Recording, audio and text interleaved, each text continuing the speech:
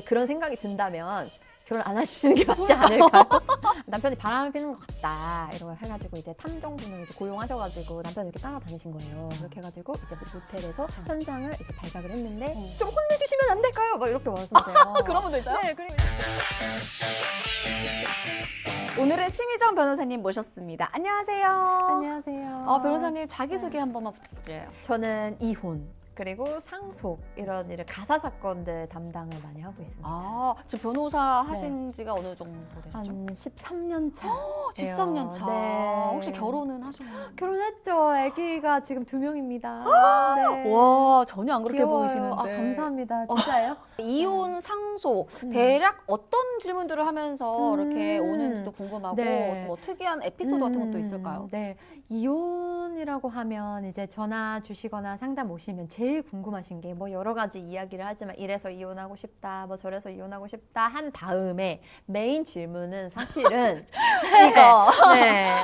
재산 분할 저 변호사님 얼마 받을 수 있을까요? 뭐 그런 거예요. 그러니까 그리고 뭐 남편이 예전부터 가지고 있었던 자산이 많은데 그리고 주식했는데 주식이 이렇게 빵 뛰었는데 그러면 그런 것도 다 분할이 될까요? 그리고 뭐 상속을 받았는데 얼마 안 됐는데 상속받은 지 그런 것도 다 될까요? 그리고 지금 이혼 안 하고 상속 받을 때까지 조금만 더 버티면 나중에 상속받고 나서 이혼할까요? 막 이런 시기 뭐 이런 것들을 질문을 많이 주시기도 하거든요. 그러면 재산 분할에 관한 건 사실은 이 집마다 다 사정이 다르거든요. 이 재산은 어떻게 형성이 됐고 뭐 어디서부터 왔고 이런 게 다 달라서 사실은 인터넷에 떠돌거나 뭐 챗 GPT에 돌리거나 이렇게 해도 사실은 정확한 이렇게 답변을 얻기는 힘들어요. 그래서 재산 분할에 대해서 내가 어느 정도가 인정이 될 수 있을까를 조금 더 정확하게 아시려면 이혼 전문 변호사한테 전화 상담 말고 방문 상담 한번 해보셔야 돼요. 그거는 제가 이혼 전문 변호사라서 말하는 게 아니라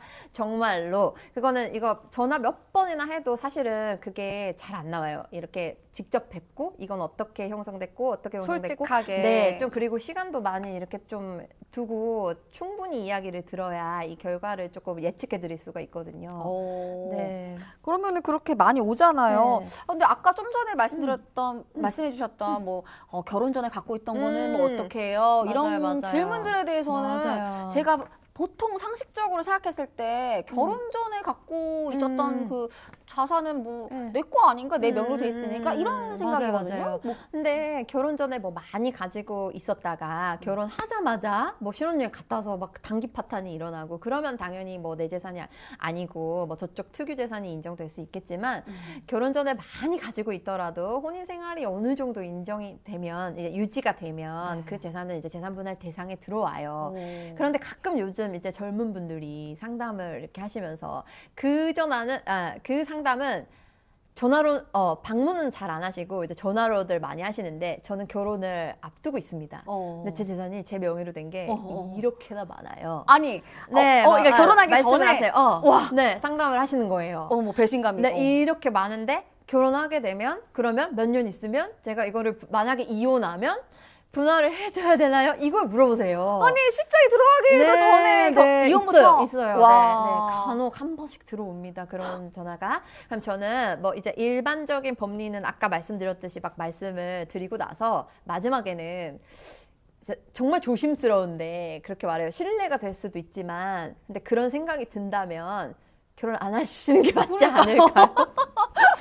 그래도 뭐 사랑은 한대요. 그런데 변호사님 그래도 뭐 사랑은 하고 결혼은 하고 싶은데 그리고 반대쪽에서 연락이 온 적도 있어요.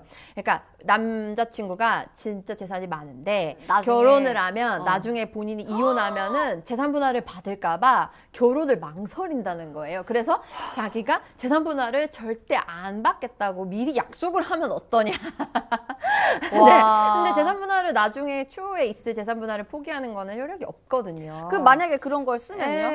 네, 그것도 효력이 없어요. 없어요? 네, 이미 지금 뭐 이혼이 이루어진 것도 아니고 이 혼인이 시작된 것도 아니니까 그런 걸 쓴다고 해서 효력은 없는데 뭐 간접 증거로 낼 수는 있겠죠. 근데 그분한테도 제가 또 그렇게 말했어요. 신뢰가 될 수도 있겠지만 저는 ENFP니까 제가 뭐 언니 된 것 입장에서 뭐 말씀을 드리자면 그렇게 재산 분할이 될까봐 결혼을 망설이는 남자친구라면 그냥 결혼 안 하시는 게 맞지 않을까? 그러니까 너무 믿음이 없어요. 네. 요즘은 참 요즘 뭐 이렇게 많이 알아볼 때도 많고 뭐 챗GPT한테도 물어보고 막 이러니까 별 이제 예상되는 그런 것들을 많이 알아보시는 것 같더라고요. 옛날에 저 결혼할 때는 그냥 막 결혼하고 그랬는데요. 아니 네. 근데 그러니까 요즘에 그런 프로그램도 네, 많잖아요. TV 그쵸. 프로그램 저는 제일 잘 보는 게 뭐예요? 이혼 그 캠프 그거예요. 그거 이혼 숙녀 캠프. 네. 그거 말하면 안 되죠. 모르겠어요. 모르겠어요. 유튜브를 해도 했잖아. 유튜브니까. 그래서 이거 이혼 숙녀 캠프 저 매주 봐요. 매주. 그 서장훈 나오시는 거 아니에요? 근데 저 그 프로그램요. 그거를 이제 우리 의뢰인 분들도 많이 보고 오신단 말이에요. 근데 안 보세요? 근데 저는 안 보는 게 왜냐면 의뢰인 분들이 막 그래서 거기 서장훈처럼 좀 혼내주시면 안 될까요? 막 이렇게 말씀하세요. 그런 분도 있어요? 네, 그리고 이제 조정에 들어가면 진짜 조사관님이나 뭐 조정위원님들이 서장훈 씨처럼 이렇게 막 나의 남편을 이렇게 막 그렇게 하시면 안 되죠. 막 이렇게 해주시는 그건 거 아니겠다. 아니냐. 그런 말들을 막 하니까 그냥 너무 그런 프로가 있음으로 인해서 그런 막 요청 이런 것들이 하니까 좀 스트레스 받아서 안 봐요, 저는. 그리고 뭔가 직업병 같은 것도 네, 있을 것 같아요. 맞아요, 보면은 맞아요. 이거는 이 정도 받을 수 있어. 이렇게. 스트레스 받죠. 그죠. 네, 그리고 약간 조금 이제 틀린 말들, 이제 제가 아는 지식하고 조금 다른 게 나오면 또 신경이 쓰이니까 그건 좀 안 보는 편이에요. 그리고 일할 때도 맨날 보는 그 사건인데 어차피 똑같은 사건 거기 나오는데요. 네, 근데 어떻게 이런 일이 있을까 하는 TV 프로그램들 있잖아요. 뭐 재연 프로그램이라던가 그런 게 어릴 때는 이게 참 만들어낸 거 아닌가, 대본이 아닌가 이렇게 생각을 많이 했었는데 실제로 제가 이혼 사건을 해보니까 정말로 그 TV에 나오는 것보다도 더 심한 일들도 많이 벌어지기 때문에 TV에 나오는 그런 에피소드들이 실제로 그 실제 상황을 기반으로 한다 이렇게 생각하시면 될 것 같아요. 그래서 보면은 그 이제 오신 분들이 그 이제 부부들이 이렇게 얘기를 하는 거 보면은 변호사님들한테 항상 물어보는 게 그래서 내가 얼마나 가져갈 수 있냐 가장 중요하고. 네, 그리고 이제 또 어떤 분은 뭐 내가 전업주부인데 뭐 얼마나 받을 수 있냐 이런 것도 있던데. 맞아요. 그러니까 저는 일단 많이 봐서 전업주부도 이제 하나의 이제 직업이라 생각하고 받을 수 있다 이렇게 알고 있는데 맞아요. 또 여러 가지 오해의 맞아요. 사실들이 있나요? 맞아요. 그 전업주부 기여도에 대해서 옛날에 한 10년 전에는 저 신입 변호사 시절에는 막 할아버지 의뢰인 분들이 막 이렇게 오시면은 기여를 어떻게 이게 되냐. 평생 내 아내는 한 푼도 안 벌었고, 그리고 단골 멘트가 있어요. 아침밥을 내가 제대로 얻어먹은 적이 없다. 근데 뭘 한 번도 못 얻어 드셨겠어요? 한 번은 드셨겠죠? 근데 이제 단골로 이제 들어가는 막 그런 말들을 막 하면서, 나 한 푼도 줄 수 없다. 막 전업주부 막 이런 말들 많이 하셨는데, 그래도 요즘엔 인식이 좀 바뀌어가지고, 그쵸. 또, 이제 가사 노동에 대한 그런 것들이 인정돼야 된다. 또 변호사님들도 많이 말씀하시고, 막 이렇게 하니까 좀 요즘에는 그런 분들이 조금 없어졌어요. 네, 없어졌고 이제 그런 오해들이 좀 풀리고 있나 싶긴 한데 그래도 간혹 이렇게 전화 상담이나 오셔가지고 저희 이제 전업주부 의뢰인 분들이 저 전업주부만 했는데 저 받을 수 있냐 재산분할. 근데 또 걱정되는 마음에서 물어보시는 거겠죠. 된다는 건 보셨겠지만 그쵸. 어디서 이제 보셨겠지만 이제 네. 변호사한테 듣고 싶어서 그쵸. 그래서 이렇게 하셨고 뭐 안심. 다만 근데 특별하게 이게 내가 전업주부지만 주부의 역할을 전혀 해야지. 안 했다면 청소도 전혀 안 했고 한 번도 이제 뭐 식사 준비를 한 번도 안 했고 아기는 뭐 다 이제 도우미 이모들이 뭐 다 먹고 아무것도 안 했다면 인정이 안 될 수 있겠지만 그래도 내가 이제 같이 살면서 어느 정도를 했다면 이제 기여도는 간접적으로 인정될 수 있다.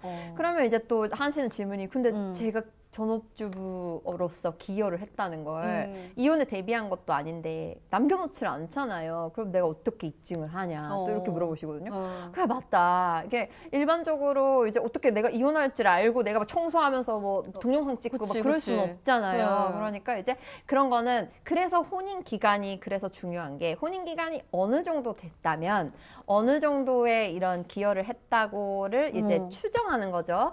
그렇지만 내가 특별히 더 기여했다고 주장하거나 저쪽에서 전업주부지만 아예 이제 기여도가 더 낮아져야 된다고 주장을 하려면 그 부분에 대해서 이제 입증이 들어가야 되는 거죠. 그러니까 예를 들어서 내가 3년을 혼인 생활을 했기 때문에 뭐 이제 대략 뭐 20%라고 예측이 된다면 나는 더 받아야 된다. 막 30%, 40%를 더 받아야 된다.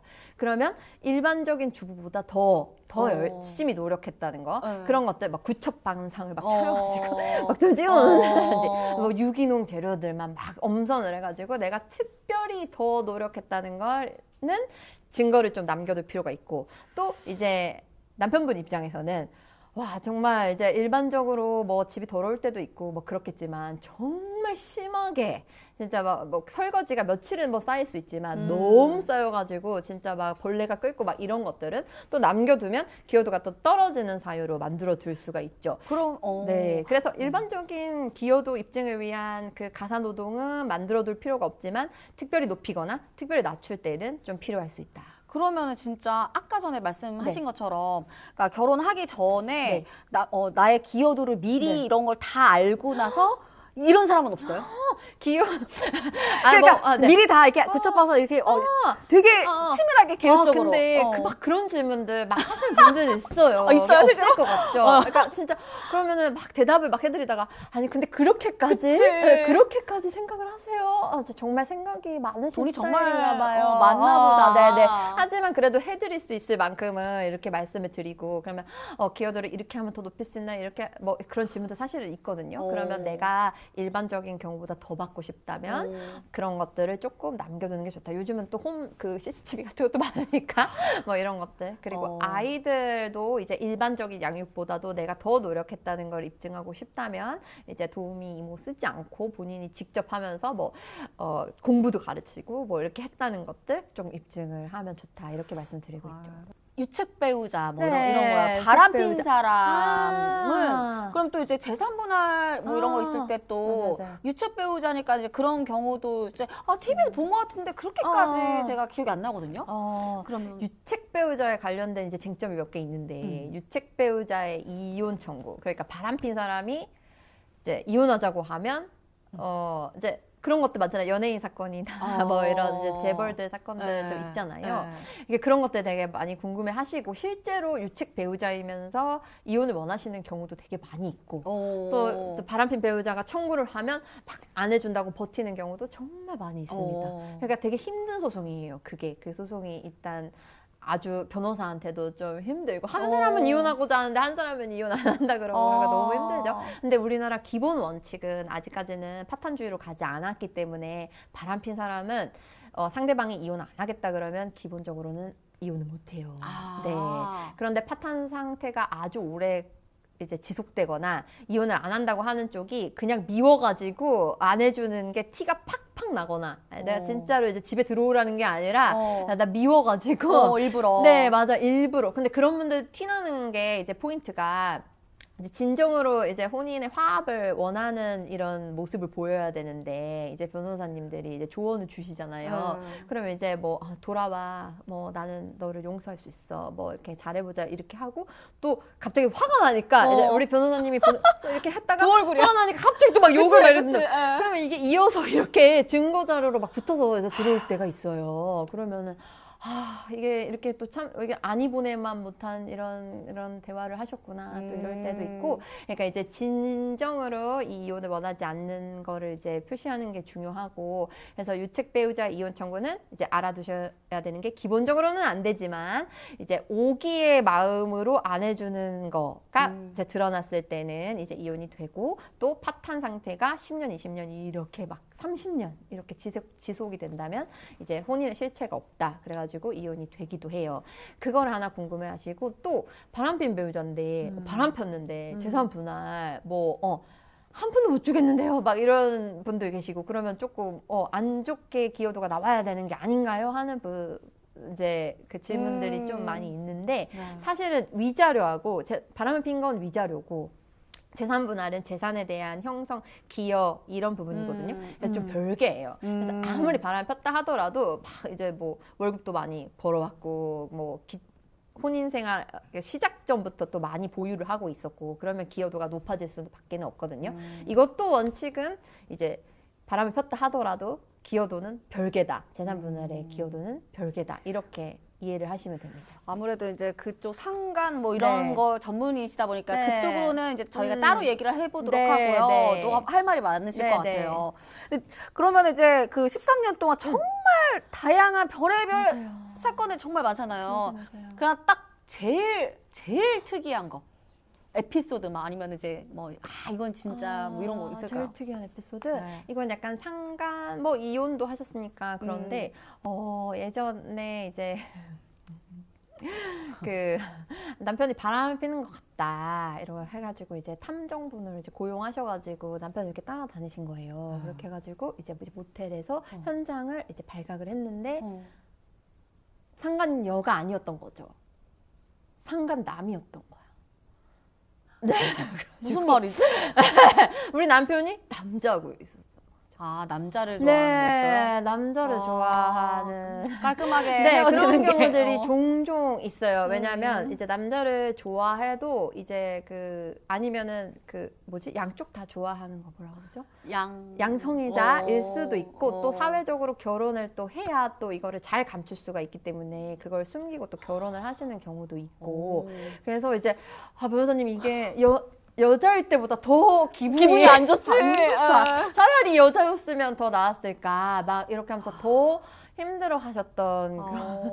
네. 왜냐면 지금 질문 사건이 들었을 때 있었어요. 가장 네, 먼저 네, 떠오르는. 네. 그리고 이제 동성애가 이렇게 좀 결부된 사건들이 종종 있어요. 아, 그래요? 네, 있고 이제 몰랐는데 알고 봤더니 이제 남편이 이제 동성애였다. 근데 용서하는 경우도 있어요. 남편은 나와 이제 뭐 그런 이제 부부관계를 하는 관계이기도 하지만 또 소울메이트이기도 하기 때문에 이제 이혼을 하게 되면 나의 소울메이트가 친구가 없어지는 것 같아서 그냥 나는 용서하고 그냥 변호사님 살고 싶습니다. 이런 분도 계셨어요. 저 너무 놀랐어요 그때. 그러면은 네. 이 기간이 보통 이렇게 뭐 소송을 하거나 서로 네. 이렇게 하면은 네. 보통 대략적으로는 평균 몇 개월이에요? 소송은 지금 서울 가정법원 같은 경우는 너무 많이 밀려 있어가지고 1년, 2년 이렇게 잡으셔야 돼요. 그럼 네. 그동안 했다가 네. 취하도 많이 하겠네요. 네, 중간에 취하를 하기도 하세요. 네, 또 근데 드물죠. 네. 그러면은 이제 뭐 가장 오래 걸렸던 거. 한 5년 정도. 진짜? 네, 그거는 오래 걸리는 가장 큰 이유는 재산 정리가 복잡할 때예요. 그러니까 재산이 이렇게 딱 드러나게 이게 아파트 한 채 있고 뭐 예금 있고 이러면 모르겠는데 비상장 주식 막 껴있고 그리고 그리고 뭐 해외 재산 껴있고 막 이런 것들은 이제 시간이 오래 걸립니다. 그런 게 있군요. 네. 그리고 비상장 주식 가치 평가하는 게 또 이제 감정 평가를 하면 또 회계사님들이 감정을 해주셔야 되기 때문에 변호사 비용보다 더 나오고 막 그런 경우도 있어요. 재밌네요. 네. 우리 아까 나눴던 네. 상간 관련 소송에서 네, 네, 네. 우리 다음 편에서 더 얘기 나눠보도록 해요. 네.